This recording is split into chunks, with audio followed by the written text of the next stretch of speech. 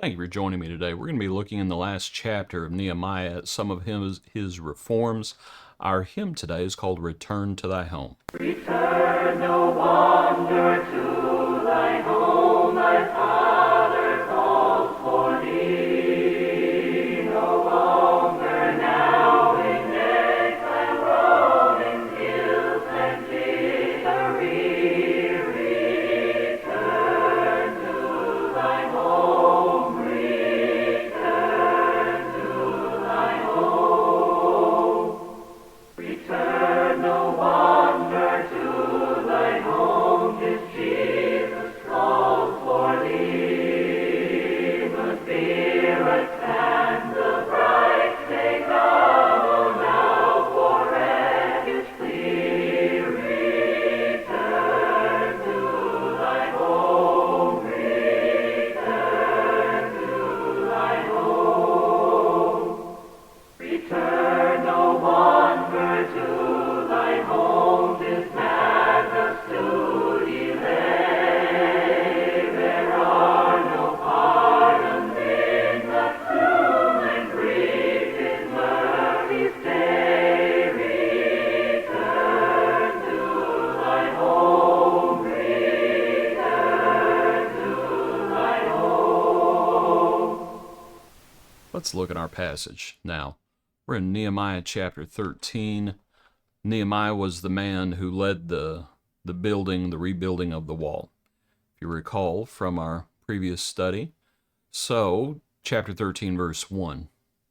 As the reading from the book of Moses and the hearing of all the people happened, it was found written that no Ammonite or Moabite should ever come into the assembly of God. Why? Because they had not met the children of Israel with bread and water, but hired Balaam against them to curse them. However, our God turned the curse into a blessing. That's from the book of Numbers. That is so far pre-captivity, that is barely post-slavery out of Egypt. That's talking about when they came out from Egypt, and in those years in the wilderness, that's where we're talking about there. Verse 3, and so because of all that, because God remembers things, so it was when they heard the law, they separated all the mixed multitude from Israel. And so that's our first point today. You don't have fellowship with sin. You just don't do it. And you see this, actually, you make the same point from the following verses. So Nehemiah shows up, and because he had been gone for a time, and the priest had allied himself with Tobiah, who was a wicked man, and they had prepared for him a room, as it speaks about over the storerooms of the house of God. They're in the temple. And so Nehemiah comes back, he sees all this, and he's like, get it all out of here. get it all out of here.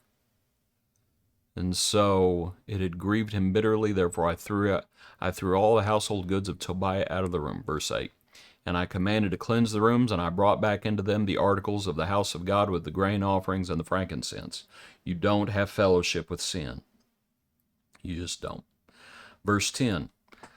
I also realized that the portion for the Levites had not been given them, for each of the Levites and the singers who did the work had gone back to his field. They needed to give for the house of God and for the Levites to do their work. They needed to bring their tithes.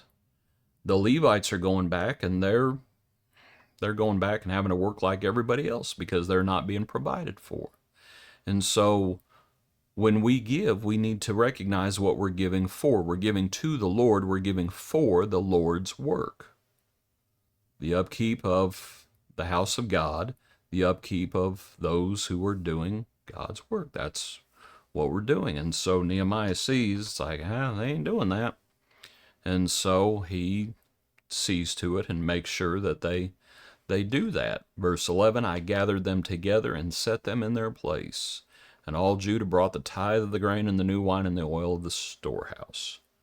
All these things. Now, verse 15, in those days I saw people in Judah treading wine presses on the Sabbath and bringing in the sheaves and loading donkeys with wine, grapes, figs.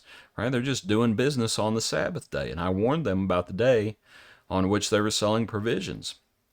Men of Tyre did this too. They brought in fish and all kinds of goods and sold them on the Sabbath to the children of Judah in Jerusalem. And I contended with the nobles of Judah and said to them, what evil is this that you do, by which you profane the Sabbath day? Did not your fathers do thus? And did not our God bring all this disaster on us and on this city? Yet you bring added wrath on Israel by profaning the Sabbath. Nehemiah is saying, do you guys understand why we just spent 70 years in captivity?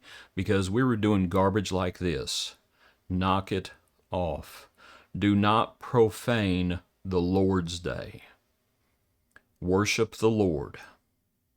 Don't profane the Lord's day. Keep it holy. Because if you don't, the Lord's not going to be pleased. And so we might think about just those 3 simple points from within this chapter. Don't have fellowship with sin. Support God's work. And meet with the saints on the Lord's day.